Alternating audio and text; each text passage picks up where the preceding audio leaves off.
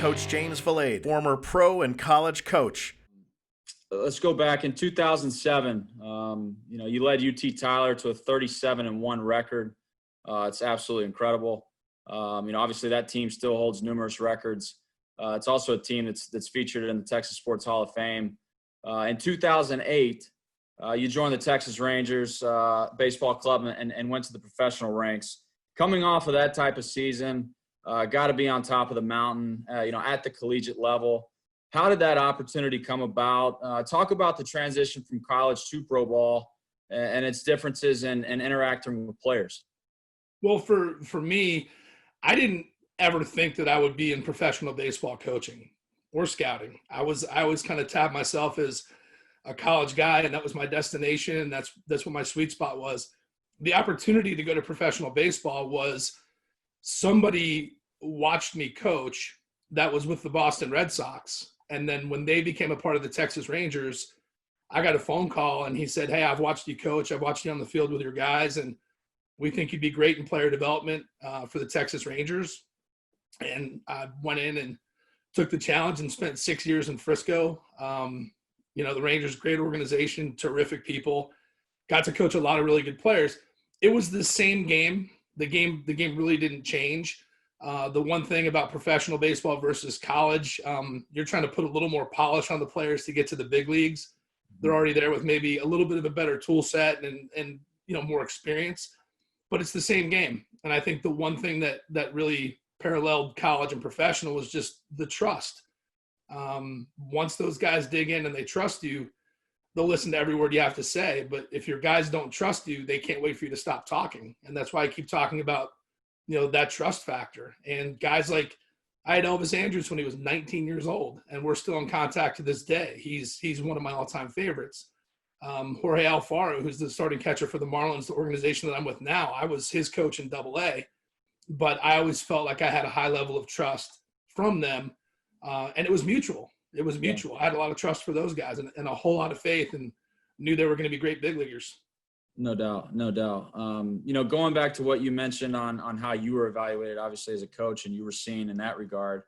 Talk about the recruiting process, for these coaches to understand, and I know they have a great grasp on it, but for their players that may be going through, that junior, senior year, you never know who's in the stands at the end of the day. You can always somewhat identify a pro scout. If it's 100 degrees, they got pants on. That's the old saying.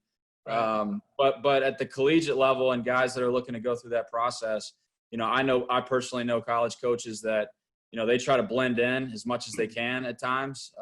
They want to see a guy, how he responds, how he reacts to failure, what he's doing in the seventh inning after going, 0 for 3.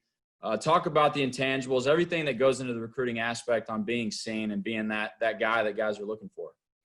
Yeah, I think you're not going to have your best day every day, but you can have your best mentality and you can have your best effort, and you can play like a warrior. You can play like a guy that's bought in. And I think one of the big things, and I've explained this to guys in professional baseball as well as guys in high school and actually younger, because with two boys, 113, 121, that have gone through playing, and they're pretty far apart in age, I've gotten to coach a lot of different levels.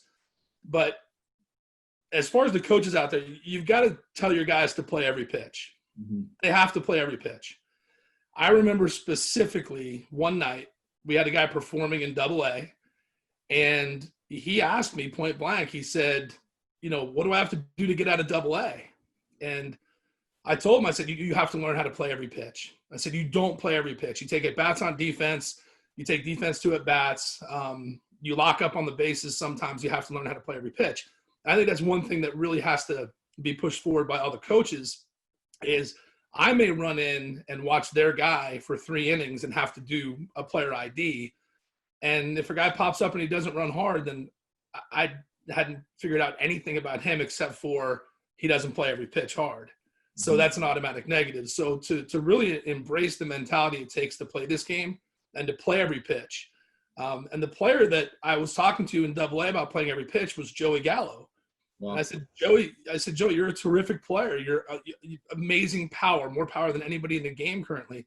Keep working hard to play every pitch. And I think he was thankful for my honesty And he is where he is today because he's really locked in and he's become an amazing professional. So to me, the little things add up to big results, and every moment is important. I'd always ask our players when I was managing, I'd always say, okay, what play are you going to take off, or what part of the game are you not going to go out hard that's going to cost us the game?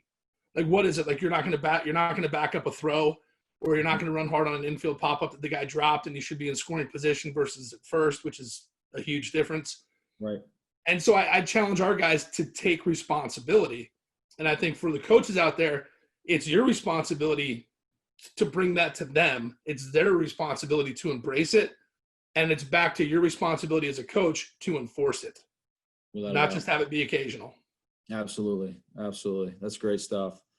Not to fast forward, through your stint into scouting, with the Marlins. I know you had a stint previously, got back into coaching, back with the Marlins now. Are the years as recruiting coordinator, hitting coach at Oklahoma State.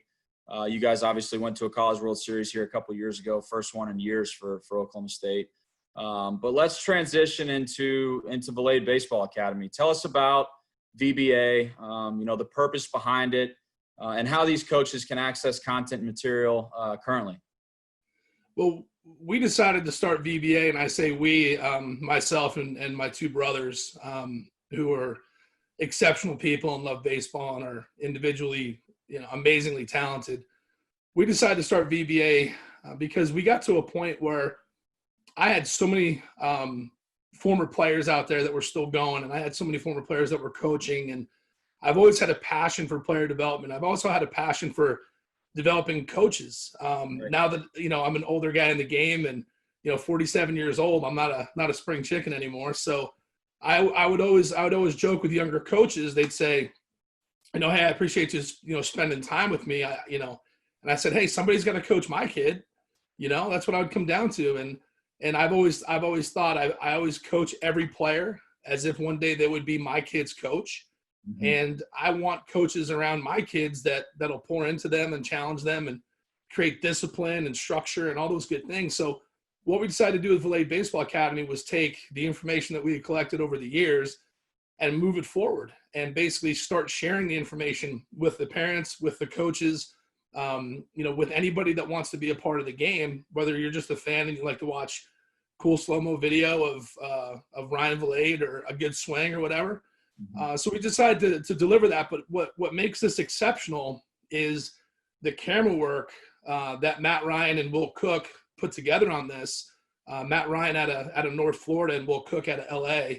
Those two guys got together and they decided to do something nobody else is doing, and to where they were actually slowing things down, and you could see positioning and you could see movements. And because just talking about it is fine, but it's only going to register a certain percentage. When you get those visuals, that's where coaches can take it to the next level, and they can explain it to a player or use it as a vault for them that says, hey, this is what I'm talking about. I'm going to slow it down for you, and I'm going to deliver it in another way. Thanks for being with us at VBA. Don't forget to hit that notification bell. See you next time.